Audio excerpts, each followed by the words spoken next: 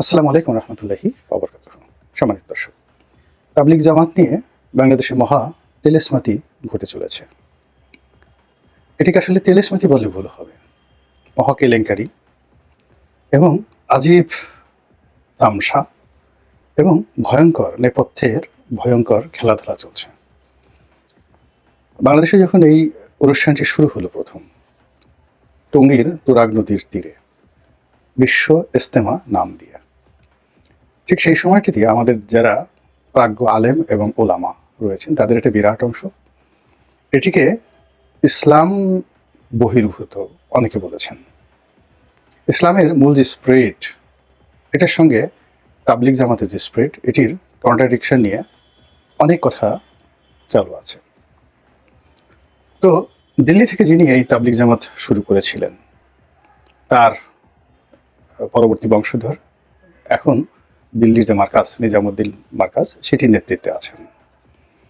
আবার বাংলাদেশে জুবাইরপন্থী নামে যারা পরিচিত, তারা মূলত কওমি লাইনের আলেম ওলামা হিসেবে স্বীকৃত।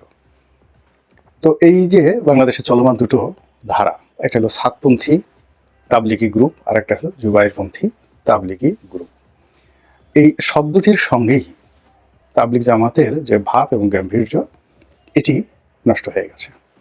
দুই নম্বর হলো যে বেশ কয়েক বছর ধরে, অন্তত সেই আওয়ামী লীগ জমানা থেকেই এরা মারামারি করছে। শুধু যে কাকরাইলে মারামারি করছে তা নয়, তারা রাজপথে মারামারি করছে, টঙ্গী ময়দানে মারামারি করছে, তারপর দেশের ছোট ছোট মসজিদগুলোতে, অজপাড়াগে, সেখানেও তারা পরস্পরের বিরুদ্ধে মারামারি করেছে। এবং এ যাবৎকালে কতজন যে খুন হয়েছেন, কতজন যে আহত হয়েছেন, তার কোনো হিসেব আসলে আমাদের কারোরই জানা নেই। এই আজকে যে ভিডিওটি করছি, আজকের দিনের ঘটনা, বুধবার দিন। সেই বুধবার দিন তাবলিগের যে ময়দানে, সেখানে তাদের যে কর্মসূচি, সেই কর্মসূচিতে এই যাবৎকালে 5 জন নির্মমভাবে নিহত হয়েছেন। তো এটি নিয়ে ডক্টর মোহাম্মদ ইউনূসের সরকার বৈঠক করেছে উভয় পক্ষের সঙ্গে। সাতপন্থী হিসেবে যারা পরিচিত, তারা এই ইজতেমা ময়দান ত্যাগ করেছে বা করার পথে, আর অন্যদিকে বাংলাদেশে যারা আছে জুবাইরপন্থী, এই জুবাইরপন্থী যারা আছেন তারা এখনও এটা ত্যাগ করার ব্যাপারে সিদ্ধান্ত নিতে পারেননি। তো এগুলো নিয়ে আলাপ হচ্ছে, আলোচনা হচ্ছে, কথা হচ্ছে এবং খুবই নেতিবাচক কথাবার্তা হচ্ছে। এর কারণটা হলো যে তাবলিগের এই পদ্ধতি, তারা এটাকে মনে করে যারা তাবলিগের অনুসারী, এটার মধ্যেই তাদের মুক্তি, এই কর্মের মধ্যেই তাদের প্রাপ্তি। এবং তাবলিগ জামাতের যে আনুষ্ঠানিকতা রয়েছে, এটা যদি পরিপূর্ণভাবে সহিভাবে তারা করতে পারে, তাহলে জান্নাত একেবারে শতভাগ নিশ্চিত। এখানে দুটো গ্রুপ রয়েছে। এক গ্রুপ শিক্ষক, যারা শিক্ষা দেয়, তারাই নেতা, শিক্ষক এবং নেতা। আর অন্য গ্রুপ অনুসারী, শুধু শুনতে আসে এবং তারা তাদের যারা মুরব্বী রয়েছেন, সেই মুরব্বী যে সকল কথা বলেন, এভাবে নামাজ পড়বেন, এভাবে কোরআন শরীফ পড়বেন, এভাবে ইবাদত করেন, এভাবে বন্দেগী করবেন। তো এই জিনিসগুলো নিজেদের পকেটের পয়সা খরচ করে তারা করে আসছে দীর্ঘদিন ধরে। এবং এখন তাদের অনুসারীর সংখ্যা দুটো মিলে, অর্থাৎ সাতপন্থী এবং জুবাইরপন্থী, কম করে হলে 1 কোটি। এবং বাংলাদেশের কোনো রাজনৈতিক দল, তারপরে বা কোনো ধর্মীয় সংগঠনের এরকম ডেডিকেটেড, যারা বাক্স নিয়ে, প্যাট্রা নিয়ে, মাথায় সেই তাদের যে খাবার দাবার, চাল ডাল আটা ময়দা, এগুলো চাপিয়ে এক স্থান থেকে অন্য স্থানে মুরব্বীদের কথা মতো মুভ করে, এরকম 1 কোটি লোক তাবলিগের আছে, যেটা অন্য কারোর নেই। এখন এই 1 কোটি লোক 2 ভাগ হয়ে গিয়েছে। কেউ হয়তো বলতে পারে আমাদের 60 লাখ, ওদের 40 লাখ। কেউ বলতে পারে না আমাদের 40 লাখ, ওদের 60 লাখ। কিন্তু মোরালেস আপনি 2 ভাগই করেন না কেন? 50 লাখ লোক এক পক্ষে, তারা অপর পক্ষের 50 লাখ লোককে চ্যালেঞ্জ জানাচ্ছে মারামারি করার জন্য, কাটাকাটি করার জন্য, এবং একে অপরকে ফেতনাবাজ হিসেবে তারা আখ্যা দিচ্ছে। এবং এটি পুরো রাষ্ট্রীয় ব্যবস্থাকে এখন রীতিমতো চ্যালেঞ্জের মধ্যে ফেলে দিয়েছে।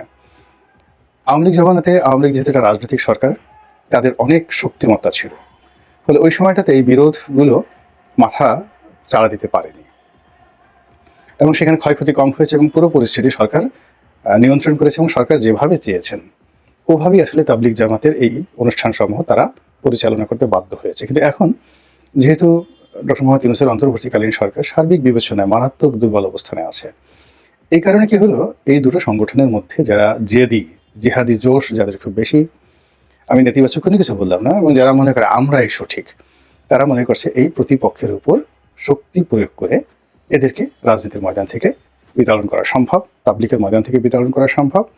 এবং এগুলোর অভ্যন্তরে আপনি চিন্তা করেন যে আমাদের দেশে কোনো কিছুই আসলে বিনা পয়সায় হয় না, সব কিছুর মধ্যে একটা অর্থনৈতিক লেনদেন থাকে, নেতৃত্বের একটা জায়গা থাকে, অর্থাৎ একজন মানুষ নেতা হতে চায় কিংবা নেতৃত্ব দিয়ে সে সম্মান পেতে চায়, আবার সম্মানের সঙ্গে সঙ্গে সে 2 পয়সা রোজগার করতে চায়।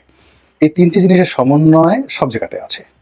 আপনি মসজিদ কমিটি বলেন, কিংবা মাদ্রাসার কমিটি বলেন, মাদ্রাসা প্রতিষ্ঠা বলেন, কিংবা পীর হওয়া বলেন, বড় বড় মাজার পরিচালনা করা, পীর হওয়া হওয়া ইত্যাদি কোনো ঘটনার সঙ্গেই যে অর্থনৈতিক সম্পর্ক নেই এটা আপনি কেউ বলতে পারবেন না। কোনো পীর আপনি দেখাতে পারবেন না যে সে নিজের পকেটের পয়সা খরচ করে ভক্ত মুরিদানদেরকে বছরের পর বছর খাওয়াচ্ছে, নিজের পয়সা দিয়ে উরুস করছে এবং কোনোদিন কোনো কারোর কাছ থেকে একটা টাকা নেয়নি। এবং যখন এই জিনিসগুলো এসে যায় ধীরে ধীরে ধীরে ধীরে, তখন মানুষের নফস কীভাবে কাজ করে সেটা যারা মনোবিজ্ঞানী তারা ভালো বলতে পারবেন, যেহেতু ধর্মের সংক্রান্ত বিষয়, এটি নিয়ে কোনো কিছু বলছি না। এখন আমাদের ওয়াজের ময়দানে বলেন, যা কিছু বলেন, এমন সব বিশ্বের সব ঘটনা ঘটছে। এক পীর সাহেব তাকে দাওয়াত করে নিয়ে গেছে, পীর সাহেব না, ওয়াজের বক্তা, সে ভীষণ রকম জনপ্রিয় এবং বিতর্কিত। এখন নিয়ে তাকে মঞ্চে উঠিয়ে সারা রাত ওয়াজ করালো, করে তাকে 1 পয়সা দেওয়া হলো না, উল্টো তাদের গাড়িটা ভেঙে দিল এই কারণে যে তার বক্তব্য ভালো লাগেনি এবং তিনি বিরুদ্ধ কথা বলেছেন, এই জন্য তার একবার গাড়িটা ভেঙে দিল। আর এক বক্তা তার সমর্থকরা কি নিয়ে ঝগড়াঝাটি করলো, ঝগড়াঝাটি করার পর সেখানে মারপিট হলো, মামলা মোকদ্দমা হলো, এবং সেই পীর সাহেব বিলের মধ্যে দিয়া জিহাদি মানে জোশ নিয়ে দৌড়ে তিনি সেখান থেকে পালিয়ে এলেন। এই ঘটনাগুলো হচ্ছে, এটা যে ইসলামের যে সৌন্দর্য, ইসলামের যে রূপ মাধুর্য, এটাকে প্রশ্নবিদ্ধ করছে। তো যেটা বলছিলাম, তাবলিগ জামাতের মধ্যে এই যে এখন যে তেলেসমাতি চলছে, এই তেলেসমাতির ব্যাপারে আমাদের যারা সাধারণ জনগণ তাদেরকে খুবই সতর্ক হতে হবে। একটা জিনিস বুঝতে হবে যে ইসলামে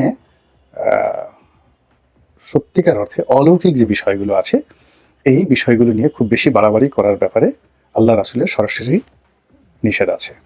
আল্লাহ রাসূল এবং তার সাহাবায়ে কেরাম যা করেছেন সব কিছুই প্র্যাকটিক্যাল। যুদ্ধ প্র্যাকটিক্যাল, অর্থনীতি প্র্যাকটিক্যাল, সংসার জীবনযাপন করা সবই প্র্যাকটিক্যাল। ঘরে সুন্দরী স্ত্রী পড়ে আছে, বিবাহ উপযুক্ত কন্যা পড়ে আছে, কিংবা ঘরে চাল ডাল আটা ময়দা কিছু নেই, তো সে তার মনে হলে সে জান্নাতে যাবে, এবং জান্নাতে যাওয়ার জন্য তাবলিগের অনুসারী হয়ে সে এই ঘরেকে অরক্ষিত রেখে সে 40 দিনের চিল্লায় চলে এসেছে। আর ওদিকে দেখা যাচ্ছে তার পরিবারের বিরুদ্ধে কত সব অভিযোগ। এরকম একটা দুটো ঘটনা নয়, হাজার হাজার ঘটনা এই তাবলিগকে কেন্দ্র করে বাংলাদেশে ঘটছে। এবং এই ঘটনার প্রেক্ষিতে আমাদের দেশে যারা সুন্নিপন্থী আলেম ওলামা রয়েছেন, যারা নিজেদেরকে আহলে সুন্নাত ওয়াল জামাত বলেন, তারা এই পুরো তাবলিগের যে প্রক্রিয়াটি, এটিকে তারা নিরুৎসাহিত করেন যে এটা হওয়া দরকার নেই, এবং এখান থেকে ইসলামের একটা বড় ফেতনা তৈরি হতে পারে। এরপরে বাংলাদেশের বৃহত্তম যে সংগঠন যেটা জামায়াত ইসলামী বাংলাদেশ, তারাও এই তাবলিগ জামাতের এই মতাদর্শটাকে একদম পছন্দ করেন না। তারা কৌশলগত কারণে হয়তো বলেন না, বা তারা যদি কখনো রাষ্ট্র ক্ষমতায় আসে তার পরের দিন টঙ্গীর তুরাগ নদীতে কোনো তাবলিগ জামাতের অনুষ্ঠান হতে দেবে না। এটা তাদের একটা একেবারে মোরাল ডিসিশন। তো এটা নিয়ে দেখা যাচ্ছে যে বাংলাদেশের মধ্যে অনেক ভিন্ন মত আছে, এবং সেই ভিন্ন মতের পেছনে ইসলামের অনেক গুরুত্বপূর্ণ ইতিহাস আছে। ইসলামে দেখা গেল যে একটা ব্যাড কালচার, অপসংস্কৃতি, যেটিকে অনেকে ফেতনা বলেন, এটা শত শত বছর ধরে ধীরে ধীরে বাড়তে থাকে, এবং বাড়তে বাড়তে এমন একটা পর্যায়ে এসে যায় তখন সেটাকে নির্মূল করা ছাড়া কোনো উপায় থাকে না। যেমন ধরুন, ইসলামের অন্যতম একটি বা মুসলমানদের ইবাদতের প্রধানতম একটি যাকে বলা হয় অনুষ্ঠান হলো হজ, স্তম্ভ। এখন তাবলিগের যারা সাধারণ, আমি তাবলিগের যারা মুরব্বী আছেন, শিক্ষিত জন আছে, তাদের কথা বলছি না। গ্রাম বাংলা আমরা খুব ছোটো গেলাম, আমরা তো একেবারে গ্রাম থেকে এসেছি, এবং গ্রামে আমাদের সেই শৈশব থেকে দেখে আসছে যে এরা দলে দলে তাবলিগ করার জন্য বিভিন্ন গ্রামের মসজিদে যায়। সেই 70-এর দশক থেকে তারা এই কাজগুলো করে আসছে। তো তারা সেখানে রান্না করে আমরা দাঁড়িয়ে দাঁড়িয়ে দেখতাম, ছোটো পোলাপান সেগুলো আমাদেরকে আদর করতো, মাঝে মাঝে খাওয়া খুব ভালো লাগতো। তো তাদের বক্তব্যের যে সাধারণ যে আবেদন, সেটা হলো এই তুরাগের ময়দানে যদি আসে তাহলে আর হজ করার দরকার হয় না, এখানে হজের সওয়াব পাওয়া যায়।